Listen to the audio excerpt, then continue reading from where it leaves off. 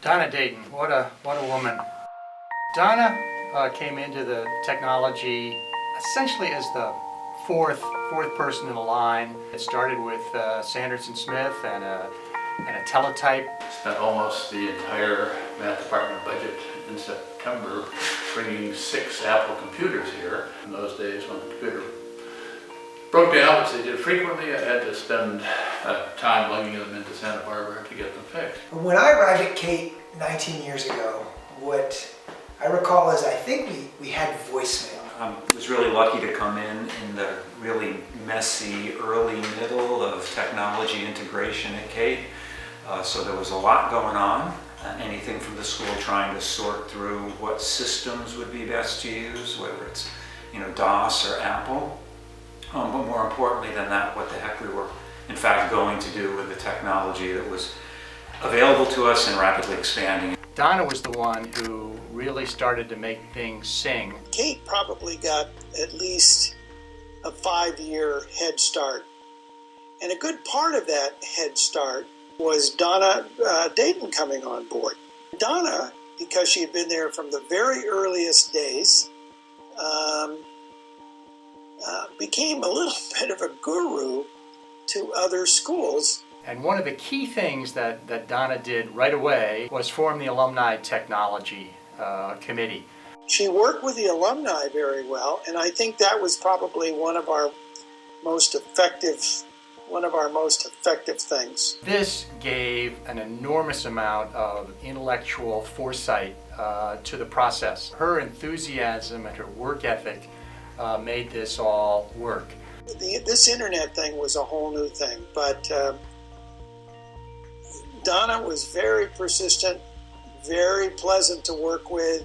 She got along well with everybody and was an enormous pleasure to work with. I can remember when we were putting machines, receivers in the boiler room under schoolhouse, and then she and Peter King were digging trenches and pulling wire between dormitories, and slowly but surely everything was connected. Anybody listening to this probably knows that Donna's background was as an educator, as a teacher herself with a middle school focus, and we used to joke a little bit about how that was perfect training for working with the faculty. So there are a lot of teachers who feel a little bit apprehensive about learning a new system, and particularly those of us who teach in the humanities. And she has allowed us to see the many possibilities for using technology in the humanities, and been very generous and gracious about helping us. Donna and I would talk a lot about what would be a good way of getting teachers to think about what they might do, not just in math and science classes where it was a little bit more obvious, but across the curriculum. And out of that we built the infamous Cate Technology Matrix that laid out where students would encounter skills and even technical knowledge essential to those applications by the time they graduated. We knew that they would be good history students using technology for history, good art students using technology in the arts, et cetera, across the curriculum. Some of the things that have been the most important for me that Donna has helped with my teaching, things like the faculty access for the web that she facilitated in the Blackbaud that manage our entire campus system, but again, allow me to send a student in Japan or a parent information that's directly connected to our academic work. And this concept of the following edge.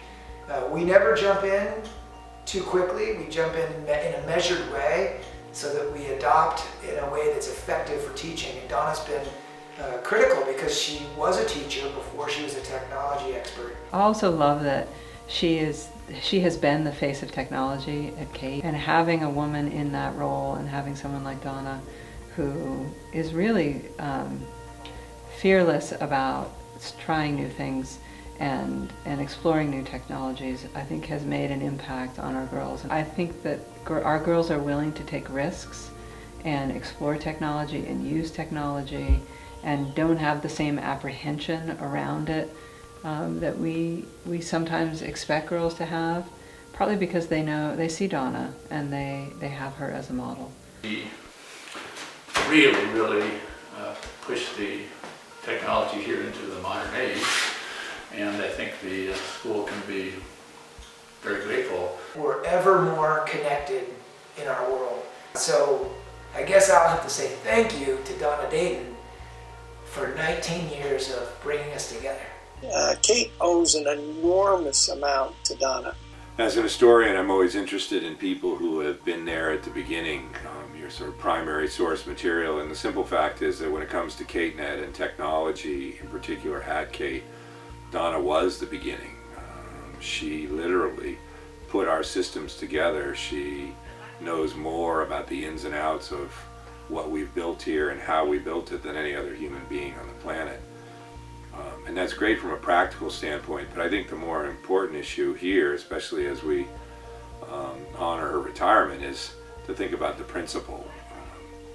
We talk about Mr. Cate and we talk about Kirkham Spickay and the various dynamics that continue today long after he's gone. The simple fact is that our technological systems will bear Donna Dayton's imprint for years and years and generations, because she was there at the beginning, and she constructed the beginning in a system that would endure. I think that's remarkable.